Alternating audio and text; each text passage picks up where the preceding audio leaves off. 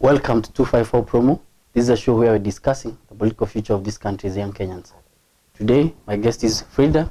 Hi, how are you? Fine, thank you. Welcome to the show. Thank you. What do you do? I am an accountant by profession. I've been in the field for 5 years. I work with a non-governmental organization where we facilitate women to get into decision-making position. Yes. Yeah, nice. So, as I mentioned, we're discussing the political future of this country's young Kenyans. More so the challenges, the solutions, and what we are supposed to do as young Kenyans. As a young person in this country, what do you think are the challenges affecting young people? I think one of the major underlying issues, and I think all the other issues revolve around it, is poverty. That we are not able to meet our basic needs, they are not guaranteed, and all the other issues revolve around that. The poverty will bring insecurity. There is what we call the vicious cycle of poverty that makes people react in a way that they should not react in a normal situation.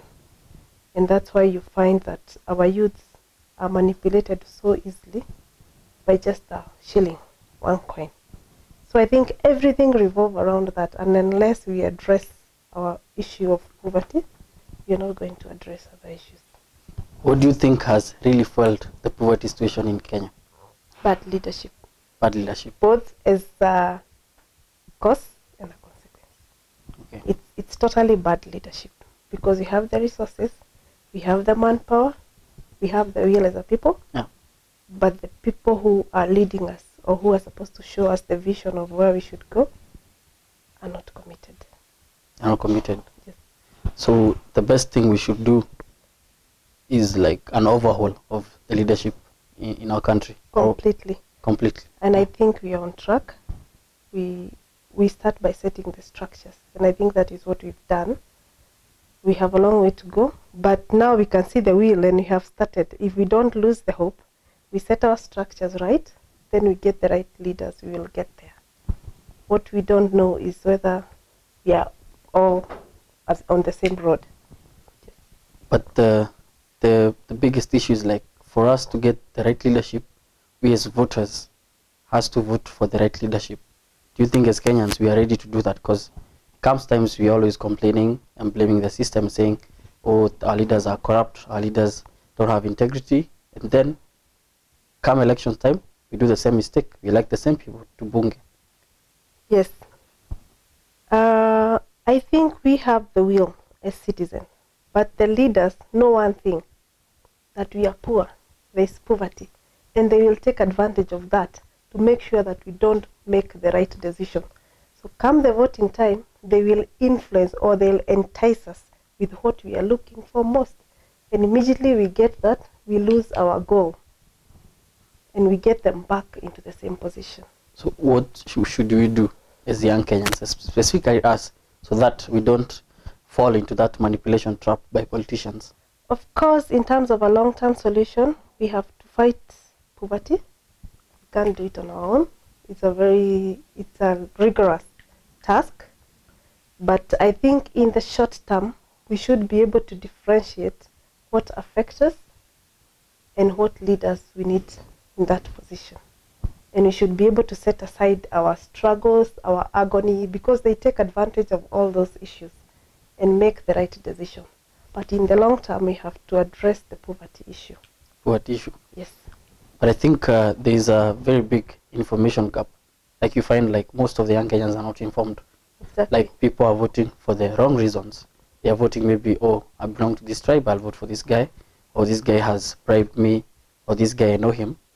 Instead of looking at the qualities of leaders that you're looking for. So what can we do to fill that information gap? Like specifically us, because we can't wait for these leaders to do it for us. What me and you can do? It's create awareness, like we are doing today. That is creating awareness. Yeah. That is what you have to do. But in terms of long-term solution, We must invest so heavily in education. I hear many leaders saying that we must invest in infrastructure, but I disagree. What we need to start with is education. Let the people be informed, and all the other things will follow. But of course, any leader is afraid of that. Nobody wants a literate society. True. We don't want to be questioned. So they are happy the way we are, unless we do it ourselves. I'll ask you something. There's this leadership and integrity bill. Yes. You see, I think some people are trying to, they have deleted already 28 clauses. And Sorry? They have deleted 28 clauses, and they are taking it to Bunge in a form that will suit their needs. Yes. Do you think as young Kenyans we should agree to that? Never. We should never agree to such a thing. Should not at all. It's immoral, it is irresponsible, and I think even as young people we should rise up against that. Yeah. Come elections time, is this issue of peace, violence. Sometimes people are used to, you're incited by politicians to go and engage in violence. What should young Kenyans do to shun that? Because I think that's one thing like the politician will try to use. They'll try to use the ethnic card plus violence to manipulate young Kenyans specifically to do the wrong things. And we know we had the experience of 2007, 2008. What should we do as young Kenyans to avoid that incitement from politicians? One thing we must learn, and I do hope that we have learned from 2007, is that it's no longer an ethnic issue. It's a class issue. It only digress to ethnicity when those people on the top disagree. But the moment they are agreeing, it's them versus us. It's the rich versus the poor. And that is what people should know, and that is what we should focus on. If you look at the victims of post-election violence, they were across board. Luos, Kikuyus, Kalenjins. No leader, not a Kikuyu, not a Kalenjin, not a Luo, has focused on addressing the problems of the victims of post-election violence. They are just solving their own issues. And us, as the masses, we should look, that should inform us that it is no longer, it's never about ethnicity. They'll only use ethnicity when they need support. It's a class issue. When they are comfortable at the top, they don't need us. We die with our poverty. When they are not, they use us and they divide us. It's a divide and rule strategy. And I don't think we should go through that direction again after what we learned and the blood that was lost in 2007. So we should uphold peace at all times? Completely. Whether they are there and whether they are not there. We should learn to live together. We need each other so badly. Okay. I'll now go to a women issue. Now we have like a woman representative from every county. And of course now like women will be more represented in Bunge. Yes. What does that mean for the women of this country? It's a major gain for women. Yeah. I've heard people joke that we have become a women society, a women country. Yeah. That is not true. I don't think we are leaving the male child behind. Okay. But for a long time, women have been left out in development. And that is one of the major reasons why we have not developed. Because a home without a daughter is like a river without a source. This country needs women for it to develop. And we will never develop unless we give women chances to participate in decision-making process. And I think as women, we must take up that chance that we've been offered by our constitution and optimize it to the fullest. So, and do you think, like, of course, the women represent will be elected, like in every county. We have no problem. But also, like, come to other leadership positions, like governors, senators, MPs, and even the president. Like, are women ready to come out strongly and fight out for those posts? They are, and I think the question should be: are the masses ready for the women leaders? Yeah. The women are up, and they want to be in those positions of leadership. It's whether our society is ready and can agree that women can actually now lead. And we've seen them leading. In the corporate society, they are there, and they are doing very well. In the NGO sector, they are there, and they are doing very well. Even where they've been given position in government, they are doing very well. So I think it's upon the citizen to wake up and vote for people regardless of their gender. But there is this myth, I think I call it a stereotype, like women will not vote for a woman, because of course, like in our country, women are the majority. So in any case, for this elective post, we should have more women to parliament, more women to the Senate House. So is it a problem of women fighting women, or what is it? It is a strategy that has been used very well by the men to make sure that women don't get into leadership. Of course, we come from a patriarchal society. Yeah.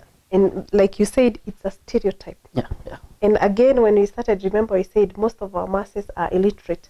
So they are fed with information, but they don't know how to pick what is good and what is wrong. Yeah. When they are told that women actually make bad leaders and the place for women is kitchen, they take it because they are not informed. And like I said, it's a strategy being used by the other gender.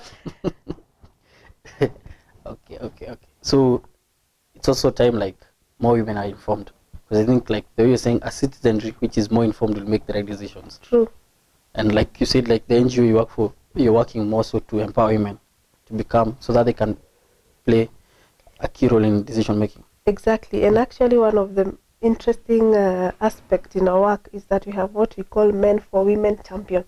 They just champion for women to be in the leadership because they've seen it at the local level, at the grassroots level. They've seen those women in district health committees and the change they've made and the gain they've had in the areas of HIV and AIDS. Yeah. And I can tell you, those people can tell you blankly that women are good leaders and women can transform this society. Are you ready for a woman president? I'm ready. I've been ready for a long time. Nice. Me too. So, but what I'm saying is, even if those posts will be given like by the constitution, we should not elect a person just because she's a woman. I think we need to go an extra mile and say, does this person has the skills or the character necessary to take up leadership? That is what you're saying. Yeah. Yeah. Okay.